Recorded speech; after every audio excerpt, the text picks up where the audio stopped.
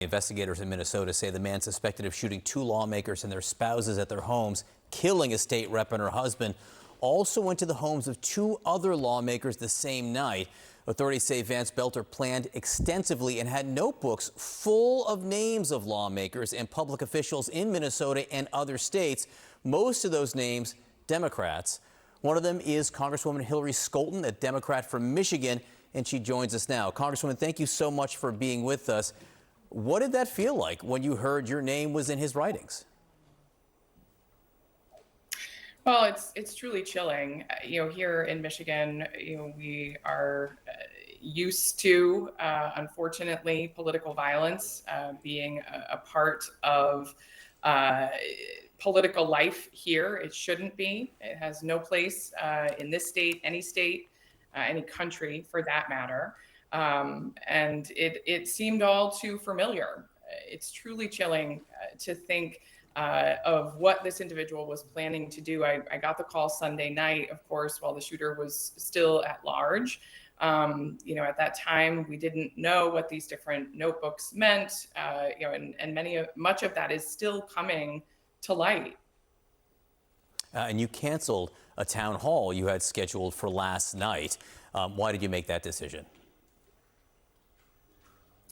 In light of the evidence that was still coming to light, we wanted to give law enforcement the space that they needed to do their jobs and protect their community.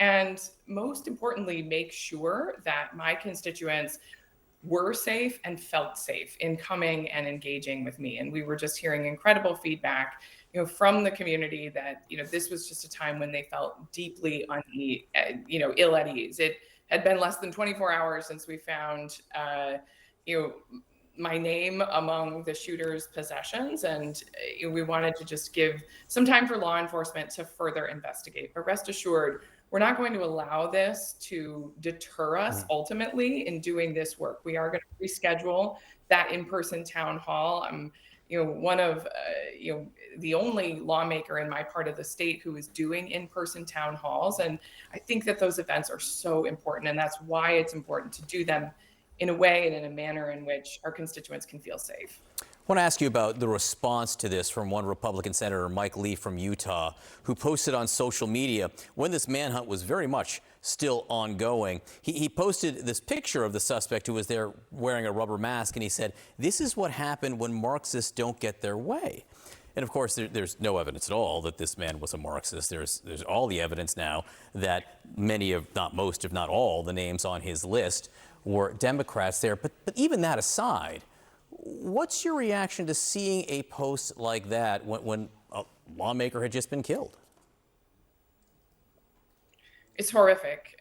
Insensitive doesn't even begin to describe the level of depravity of comments like that. I was so proud of my colleague, Senator Tina Smith, for going and confronting him directly. We need him and all of our other Republican lawmakers to not only denounce this violence, but denounce actions like Senator Lee's that make light of situations like this. We know that political violence of this nature is not restricted to one side of the aisle.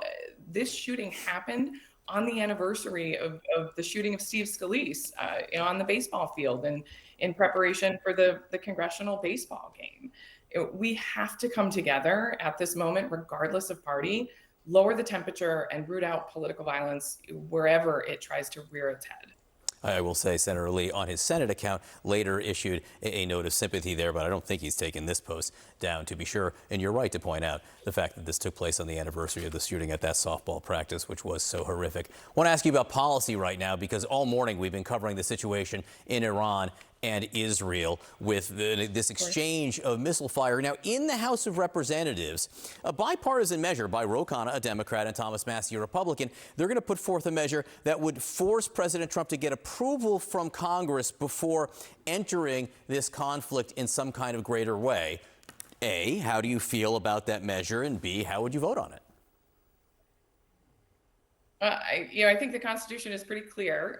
Only Congress has the power to declare war, and the president should be consulting with Congress. I know you had my colleague, Mr. Meeks, on here just prior, and he's exactly right. The president should be engaging with members of Congress from both sides, as a co-equal branch of government, the branch that has the authority to declare war. If this is something that the president is considering, the American people deserve a say in that through their representatives in Congress. This is an incredibly serious time, and it needs to be handled with the utmost thoughtfulness and care.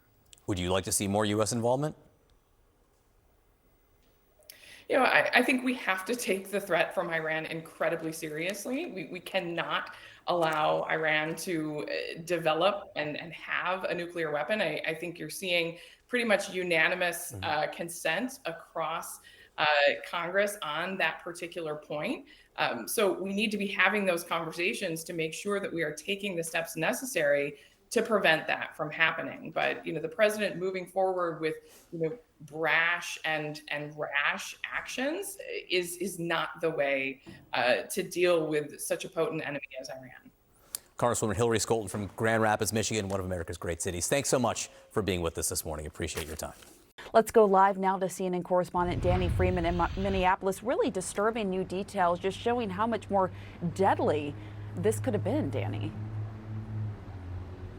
That's absolutely right, Pamela. And frankly, it's been a lot of whiplash here in Minnesota over the past 72 plus hours because of all of that. First, there was the tremendous fear over the largest manhunt in state history, according to police. Then there was the relief when the suspect, 57-year-old Vance Belter, was ultimately captured. But then that shock again yesterday when those new details in that federal complaint came to light. And then, of course, the continued grief and mourning of the lawmaker who was killed. But I actually want to highlight, Pamela, some information that our team at CNN Investigates have been working on, really about Belter's past and what may have led to this exact moment. Some notable highlights from their reporting. In recent years, Belter actually worked at funeral homes here in Minnesota and sometimes collected bodies from crime scenes, according to things he told his roommates. Then he also in recent years had been pouring money into some far-fetched ventures like an armed security firm we've been talking about, but apparently it didn't go very far, and also a fishing and farming company in Africa. But Pamela, perhaps the most puzzling thing is, while his roommates did say that he voted for President Donald Trump in the last election, we were really unable to find any true political ideology or social media posting that would point to any sort of extremism at all. So there's still a lot of questions there. You can read a lot more about that at CNN.com. And then, Pamela, I just want to run over some of the terrifying new details, as you noted, that we learned yesterday. The big headline, of course, that 4 lawmakers were actually targeted early on Saturday morning, noting that the destruction could have been so much more intense had local police officers and the daughter of the Hoffmans not called 911 after that shooting. Belter, I'll say, is facing federal and state charges. His next court appearance in federal court expected at the end of next week, Pamela.